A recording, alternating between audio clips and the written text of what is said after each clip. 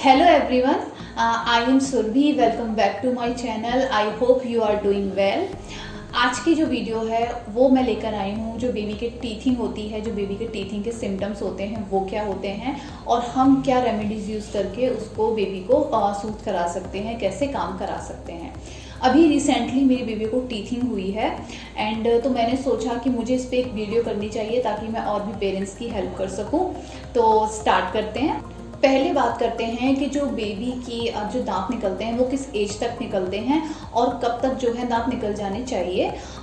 तो mostly babies के जो दांत हैं, जो नीचे के दांत होते हैं पहले वो दिखाई देते हैं, साइड के अंदर निकलते हैं। तो जो बेबी का एज है दांत निकलने की वो 4 से लेके 7 मंथ होती है और 12 महीने तक जा सकती है।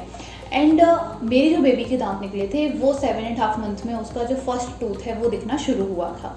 तो ये जो दांत हैं 4 से लेकर 7 मंथ में कभी भी दिख सकते हैं और 12 महीने तक भी जा सकते हैं। अब बात करते हैं जो बेबी के टीथिंग सिम्टम्स होते हैं, जो टीथिंग साइंस होते हैं वो क्या होते हैं। उससे पहले मैं आपको बता दूं कि जो मैं सिम्टम्स बताने वाली हूँ मोस्ट ऑफ द बेबीज़ में ये देखे जाते हैं, लेकिन ज़रूरी नहीं है कि सारे सिम्टम्स आपकी बेबी में हो। तो सबसे पहले आता है बेबी ड्रूल करना स्टार्ट कर देता है, मतलब उसका जो स्लाइवा है, जो थूक है वो बहुत ज़्यादा गिरने लग जाता है।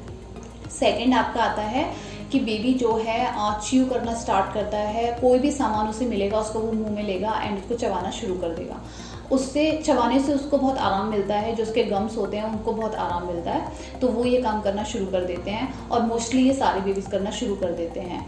एंड आपको जो ध्यान रखना है कि आसपास कोई ऐसी छोटी चीज़ नहीं होनी चाहिए कि जो जिससे बेबी मुंह में ले और वो उसको अटक जाए। तो ये आपको बहुत ध्यान रखना है कि आसपास कोई भी ऐसी चीज़ ना हो जो वो उसको शैलो कर ले अंदर। अब आता है थर्ड पॉइंट, बेबी जो है वो पूरा हाथ जो होता है, फिंगर्स होती हैं, ये पूरा मुंह के अंदर ले जाते हैं एंड उसको चबाने लग जाते हैं। एंड फोर्थ आता है कि कुछ जो बेबीज़ हैं उनकी जो भूख है वो कम हो जाती है, इस टाइम पे खाना नहीं खाते, वो बिल्कुल रिफ्यूज़ कर देते हैं या फिर जो जितना पहले खाते थे उससे कम क्वांटिटी में खाते हैं। तो कुछ बेबीज़ में ये भी देखा जाता है कि उनकी जो भूख है वो कम हो जाती है। एंड जो बेबी के गम्स हैं वो जो हैं वो सूज जाते हैं, उनमें स्वेलिंग आ जाती है। आप जब भी चेक करो बेबी के गम्स को तो आपकी जो फिंगर है वो क्लीन होनी चाहिए क्योंकि इन्फेक्शन होने के चांसेस होते हैं।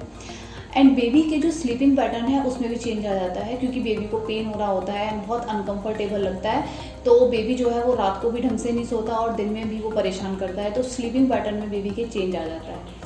एंड जो बेबी है वो ईयर पुलिंग करना भी स्टार्ट कर देते हैं, मतलब अपना जो कान है उसको खींचना शुरू कर देते हैं क्योंकि उनको वो पेन हो रहा होता है जो कि उन्हें अनकंफर्टेबल करता है। एंड कुछ बेबीज़ में देखा जाता है कि वो अपने जैसे हम लोगों को भी जब पेन होता है दांत में तो हम ऐसे हाथ रखते हैं, तो कुछ बेबीज़ ये करते हैं। मेरी जो बेबी थी वो ये करती थी, वो अपने कान बहुत खींचती थी और वो जो हाथ है वो अपने ऐसे गाल पे रखे होती थी जैसे उसको बहुत ज़्यादा पेन हो रहा है। एंड ये जो सिम्टम्स हैं ये मोस्टली बेबीज़ में देखे जाते हैं। तो ये हो गए हमारे टीथिंग सिम्टम्स। अब आता है कि बेबी के जो टीथिंग हो रही होती है तो उसको हमें कैसे सूथ करना चाहिए, हम क्या यूज़ कर सकते हैं कि बेबी को जो आराम मिल जाए और उसको अनकंफर्टेबल ना लगे। तो सबसे पहले मैं आपको नेचुरल बताऊंगी तरीका जो मैंने भी यूज़ किया था और मेरे डॉक्टर ने भी मुझे बताया था। जो कैरेट आती है, गाजर आती है, आप उसको फ्रिज में रखो थोड़ी देर और थोड़ा ठंडा करके उसको बेबी को दो। तो अगर बेबी जब उसको चबाता है, उसको तेज़ से दबाता है, बाइट करता है, तो बेबी को गम्स में बहुत रिलीफ मिलता है। तो आप ये ट्राई कर सकते हो। एंड बेबी को आप अपने फिंगर्स हैं ठंडे पानी में डाल के बेबी के गम्स पे आप मसाज करो अच्छे से, तो बेबी को बहुत रिलीफ मिलता है। तो ये 2 तरीके हैं, ये मैंने यूज़ किए थे, आप भी यूज़ कर सकते हो एंड ये बिल्कुल सेफ़ हैं। हाँ, लेकिन आप जब आप बेबी को कैरेट देते हो तो आप ज़रूर ध्यान रखो कि आप बेबी के आसपास ही रहो, स्पेशली पास में बैठे रहो ताकि वो जो है कैरेट को अंदर ना ले जाए, तो इस चीज़ का बहुत ध्यान रखना है। एंड अब मैं बताऊंगी और क्या क्या चीज़ें आ सकती हैं। आपके वो आते हैं टीथर्स आते हैं। अब जो टीथर आप ले रहे हो वो जो है बहुत ज़्यादा, एक तो बहुत ज़्यादा हार्ड नहीं होना चाहिए एंड जो उसकी एजेस हैं वो शार्प नहीं होनी चाहिए क्योंकि उस टाइम पे जो गम्स हैं वो बहुत सेंसिटिव हो जाते हैं एंड अगर वो बेबी के गम्स पे कोई कट लगता है या कुछ लगता है तो ब्लड आता है और वो ब्लड रोकना मुश्किल हो जाता है और वो बेबी को बहुत परेशान कर सकता है। तो आप स्पेशली इस बात का ध्यान रखें जब भी आप बेबी को टीथर देते हैं। आप टीथर जो है जो वाटर टीथर आते हैं आप उन्हें अवॉइड करें तो बेटर है क्योंकि वो देना बेबी को सेफ़ नहीं है। और आप बेबी को जो टॉवल वाले हैंकी आते हैं आप वो भी दे सकते हो। बेबी उसको मुंह में लेता है एंड देन उसको खींचता है, उसको बहुत आराम मिलता है, जो उसको इरिटेशन हो रही होती है उसमें रिलीफ मिलता है। ये मैंने अपनी डॉटर के साथ किया था, तो मैंने सोचा मैं आपके साथ भी शेयर करूँ, तो आप ये ट्राई कर सकते हो, इससे बहुत रिलीफ मिलता है एंड थोड़ी देर के लिए उनका जो माइंड है उस चीज़ से हट जाता है। अब मैं आपको बताऊंगी कि आपको क्या बिल्कुल चीज़ है जो अवॉइड करनी चाहिए, बिल्कुल नहीं करना चाहिए टीथिंग टाइम पे बेबी के। तो सबसे पहले जो जेल आते हैं, टीथिंग जेल आते हैं, जो कुछ टाइम के लिए बेबी को पेन से रिलीफ दिलाते हैं, वो बिल्कुल नहीं यूज़ करने चाहिए, क्योंकि उसके अंदर एक बेंजोकाइन करके एक कंपोनेंट होता है जो बेबी के लिए हार्मफुल होता है। और ये जो कंपोनेंट है वो 2 साल के नीचे के बच्चों को नहीं देना चाहिए, क्योंकि ये बहुत ही हार्मफुल साइड इफ़ेक्ट कर सकता है।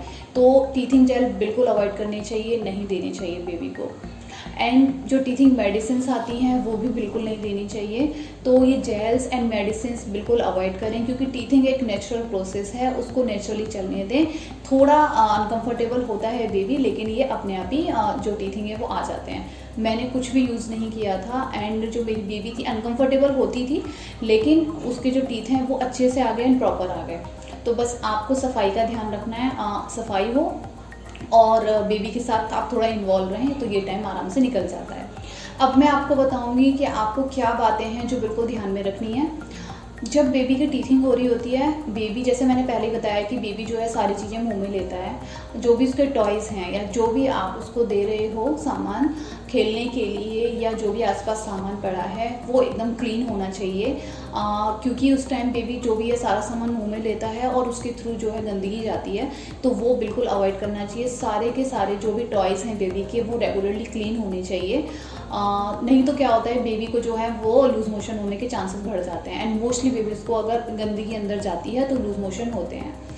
सेकंड, जो बेबी के नेल्स हैं वो एकदम आपके कट होने चाहिए और उसके अंदर कोई गंदगी नहीं होनी चाहिए, क्योंकि जो बेबी है वो अपने मुंह में फिंगर्स लेके जाते हैं एंड उसके अंदर भी गंदगी होती है, तो वो भी आपकी जाएगी और उससे भी इन्फेक्शन हो सकता है। कुछ बेबी हैं वो जो है पैर का जो अंगूठा होता है, टॉय होता है, वो भी पीते हैं, तो वो भी आप ध्यान रखें कि नेल्स जो हैं वो बिल्कुल कट होने चाहिए और उसके जो नेल्स हैं पैर के और हाथ के वो बिल्कुल क्लीन होने चाहिए। तो ये जो चीज़ें हैं ये बहुत ध्यान रखनी पड़ती हैं, तो बेबी को लूज मोशंस नहीं होते हैं। अब मैं बताऊंगी कि डॉक्टर से आपको कब कंसल्ट करना चाहिए, कब जाना चाहिए। अगर आपका बेबी बहुत ज़्यादा अनकंफर्टेबल है, बहुत रो रहा है, या फिर उसको फीवर है 100 फ़ारेनहाइट से ज़्यादा उसको फीवर है, तो आपको डॉक्टर से कंसल्ट करना चाहिए। या फिर उसे डायरिया हुआ है या कोल्ड और कंजेशन बहुत ज़्यादा है, तो आपको तुरंत डॉक्टर से कंसल्ट करना चाहिए। वैसे जो बेबी हैं उनको थोड़ा सा बॉडी का टेम्परेचर हाई हो जाता है इस टाइम पे, 99.4 और 100 के समथिंग रहता है, जो कि इस टाइम टीथिंग टाइम पे नॉर्मल है। लेकिन अगर इससे ज़्यादा होता है तो वो फीवर की कैटेगरी में आता है और आपको तुरंत डॉक्टर से कंसल्ट करना चाहिए, डिले नहीं करना चाहिए। और हाँ, बहुत सारे डॉक्टर्स बोलते हैं कि अगर बेबी बहुत ज़्यादा रो रहा है, बहुत अनकंफर्टेबल है, सो नहीं रहा, दिन है या रात है वो नहीं सो रहा है, तो आप बेबी को पैरासीटामोल दे सकते हो। जो बेबी पैरासीटामोल आती है वो आप दे सकते हो, लेकिन आप देने से पहले हमेशा अपने डॉक्टर से कंसल्ट करें, जो भी आपका बेबी का डॉक्टर है, एंड हमेशा एक क्वांटिटी पूछें किस क्वांटिटी में देना है और कितने टाइम गैप के बाद देना है। तो जो भी आप यूज़ कर रहे हो वो पहले डॉक्टर से कंसल्ट करें, उसी के बाद बेबी के ऊपर कुछ भी यूज़ करें। तो ये सारा डिस्कस करते हुए वीडियो के एंड में आ गए। तो आई थिंक आपको ये वीडियो हेल्पफुल लगी होगी। अगर हेल्पफुल लगी है, अच्छी लगी है, तो लाइक कीजिए, शेयर कीजिए एंड और भी पेरेंट्स की हेल्प कीजिए। एंड अगर आपने मेरा चैनल सब्सक्राइब नहीं किया है तो प्लीज़ सब्सक्राइब कीजिए एंड बेल आइकन ज़रूर प्रेस कीजिए, ताकि आपको सारी नोटिफिकेशन मिलती रहें। एंड मेरी बेबी केयर से रिलेटेड और भी बहुत सारी वीडियोज़ हैं जो आप मेरे चैनल पर जाकर देख सकते हैं। So thank you for the watching and subscribe my channel.